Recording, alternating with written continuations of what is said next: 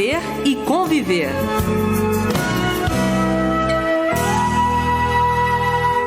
Apesar do desejo explicitado de ter um filho, revela algumas necessidades específicas de cada sujeito, como reflexos de suas histórias psíquicas, repercutem diretamente na relação a ser estabelecida com a criança.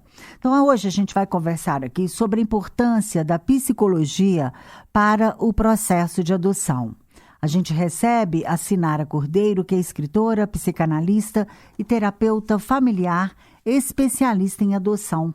Boa tarde, Sinara. Um prazer tê-la aqui com a gente. Tudo bem? Boa tarde, o prazer é todo meu. Boa tarde a todos os ouvintes.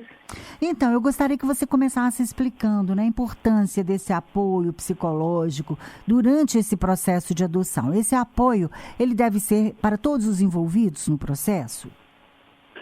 Olha, ter o apoio psicológico, ele é fundamental e é extremamente necessário, né, que toda a família, o pai, a mãe, dentro dessa conjunção familiar, né, essa estrutura familiar, seja assistido através desse acompanhamento psicológico. Por quê? Envolve aí a questão do desejo, né? Qual é o desejo quando os pais, os pretendentes, são direcionados para a adoção? Entender esse desejo é fundamental. Por quê? Através da adoção, você vai ter um filho.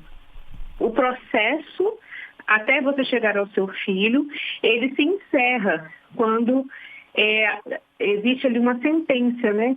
Foi finalizada a adoção, agora a menina se tornou sua filha, o menino. Então é necessário entender qual é o desejo, por que adotar.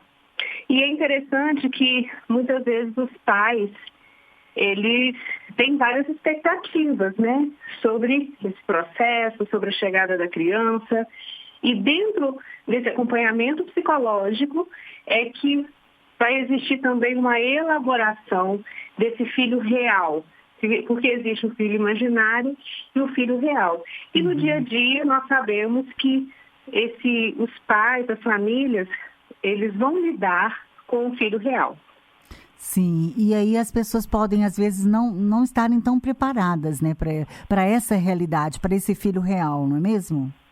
Exatamente, porque cria-se uma fantasia, né? Eu vou dar tudo que eu não tive para o meu filho, eu vou fazer tudo que eu pedi para o meu pai não pôde, mas a questão é enxergar qual é a necessidade da criança. Que seja uma adoção de uma única criança ou de um grupo de irmãos, existem necessidades particulares. Aham. A questão de ter filhos também, né? Tem uma romantização, né? Mesmo quem tem seus filhos biológicos, né? Às vezes ficam sonhando com a maternidade ou com a paternidade e às vezes cai na real. Inclusive, outro dia eu li um artigo que eu fiquei até um pouco chocada, porque como eu sou mãe, eu amo, sempre amei ser mãe, cuidei com muito amor, assim, dos filhos. Eu vi um pai falando que ele não suportava a filha dele, sabe? Que ele teve porque a mulher queria e aí, assim, ele não sentia falta da filha dele. Eu achei tão esquisito, né? Porque normalmente a gente tem um apego aos filhos, né, muito grande. Mas muitas pessoas às vezes também têm dificuldade, depois que tem um filho, cai na real, reclamam, falam que não é fácil, né? Como é que você avalia essa questão, hein, Sinara? Olha, essa questão, né, que você aponta é algo que acontece muito, porque existe a romantização dessa maternidade, da paternidade, e existe também a realidade, né, para cada pessoa. Essa romantização, a maternidade, ela é colocada de uma forma muito, muito bonita, romântica, onde o bebê nasce e a mãe já consegue amamentar de imediato, e o bebê é super tranquilo. Só que na prática, é isso que acontece. Na prática é tão fácil de lidar com o novo. Dentro da adoção, precisa existir uma coerência, porque quando o desejo é apenas de um, precisa ser avaliado, porque os dois precisam estar em comum acordo. Eu estou fazendo isso para satisfazer o desejo do meu cônjuge. existe um desejo equivocado. Porque quando começar a acontecer, né, algumas situações, algumas demandas, certamente vai ocorrer, além da rejeição a essa criança, uma acusação. Foi você quem quis. Você quem quis ser mãe, você quem quis ser pai. Eu fiz porque você pediu, porque você insistiu. Então, essa estrutura, né, esse acompanhamento psicológico, ele é muito necessário até para esclarecer essa questão. Realmente são os dois em comum acordo ou um está tentando satisfazer o desejo do outro? Pois é, complicado, né? Porque tem histórias mesmo de pessoas que têm filhos por desejo, às vezes, da mulher e que o marido chega e fala, cuide de você porque você quem quis. E aí, como é que uma pessoa dessa deve reagir, hein? Me conta.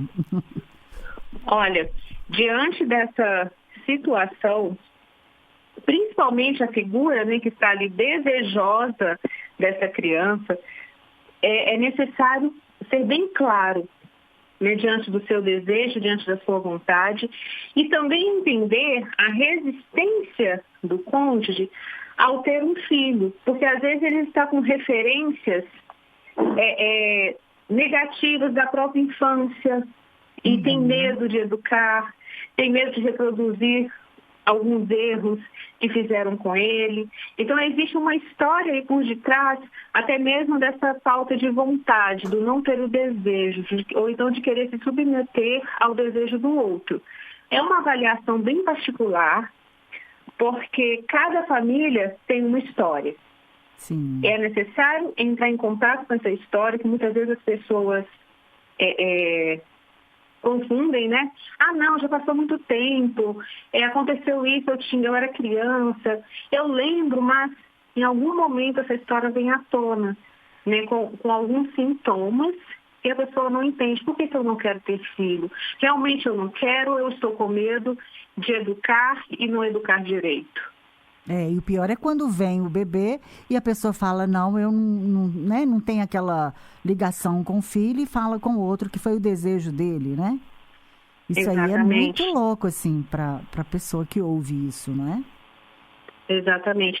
E acaba que a criança fica no meio, necessitando de carinho, de afeto, de cuidados, e fica entre uma situação que não foi ela que causou. Mas devido a já ter uma história, né, de rejeições, como que essa criança vai elaborar? Às vezes os pais, até mesmo pais que têm filhos biológicos, que depois dos filhos vieram separar, a criança faz esse questionamento. Foi só eu nascer que meu pai se separou da minha mãe? Será que a culpa era dele? A criança se sente culpada, responsabilizada, porque ao nascer aconteceu a separação. E costuma levar isso para a vida inteira, né, esse trauma, né? Exatamente, leva para a vida toda. E às vezes pode ser esses também um dos motivos desse adulto ter uma certa resistência em ser mãe, em se tornar pai, porque entende que eu preciso ter uma responsabilidade, eu não quero sentir, eu não quero que o meu filho sinta o que ele sentiu na infância. E não ficar com aquela questão da reprodução, vou reproduzir no automático.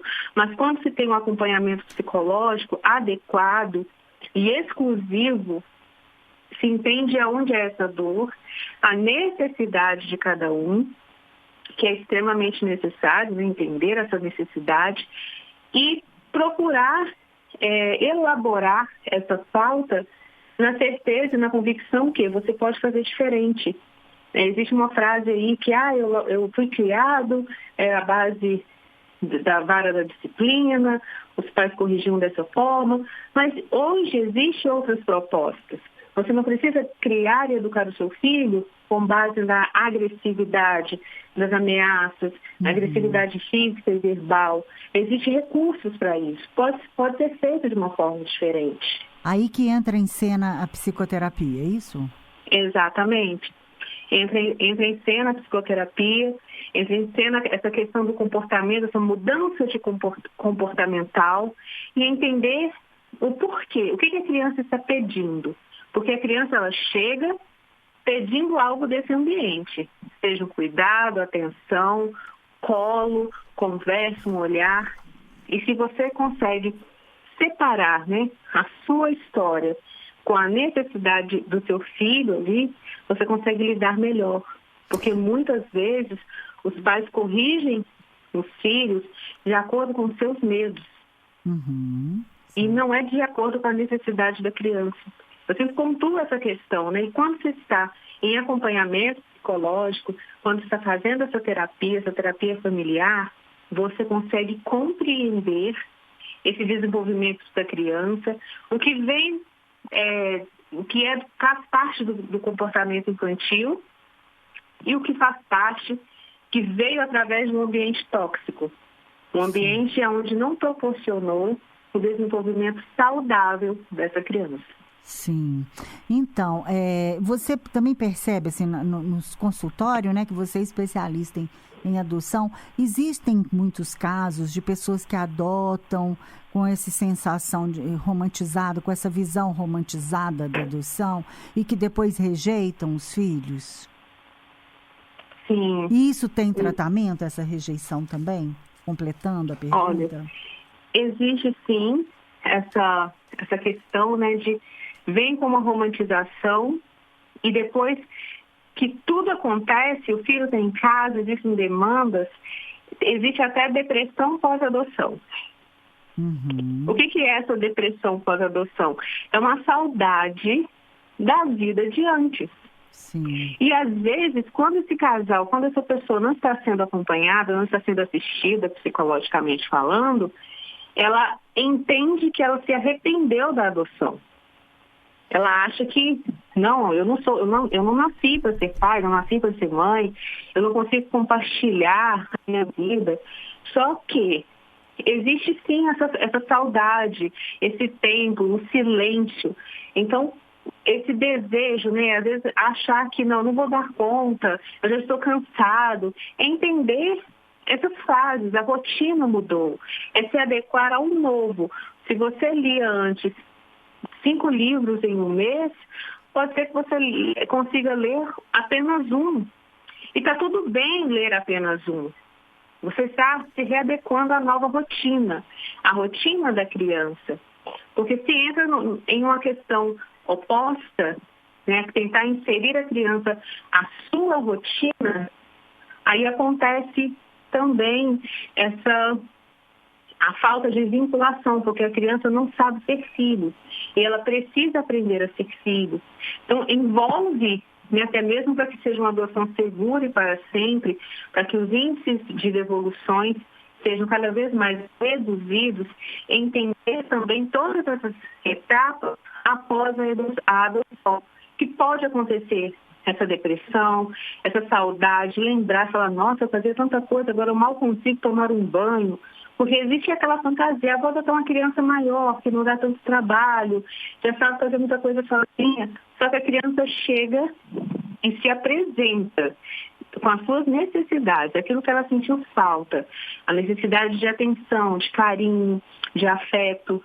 Existe um pedido, não é simplesmente aquela voz de comando, né? Você fala com a criança responde ali imediatamente. Não, você vai apresentar a ela uma nova rotina, um novo momento, um novo ambiente, trazendo esse pertencimento e a existência. O existir é importante. Certo. Então é isso. Então, nosso tempo está acabando, Sinara. Aí eu gostaria que você deixasse uma última mensagem, então, para aquelas pessoas que têm o sonho de adotar, né, uma criança, e deixar também seus contatos aqui para os nossos ouvintes, suas redes sociais. Sim. Olha, eu acredito muito na adoção. Eu acredito muito nessa participação familiar, onde a família precisa desse apoio, assim como a criança. E, como eu sempre falo, é importante entender que cada dia é um recomeço. E existe aí um mundo de possibilidades. É o que eu falo para os pretendentes de adoção, é o que eu falo com as famílias que eu acompanho. E se você quiser saber mais também sobre as demandas, né, o pós-adoção, pode me seguir nas redes sociais, que é orientar_Sinara.oficial e Sinara com C. Tem um canal do YouTube, que é Orientar com Sinara Cordeiro. E eu respondo no direct, a gente troca uma conversa, eu realizo lives toda semana para tirar mesmo essas dúvidas que surgem, né, no dia a dia de cada família. Tá ótimo.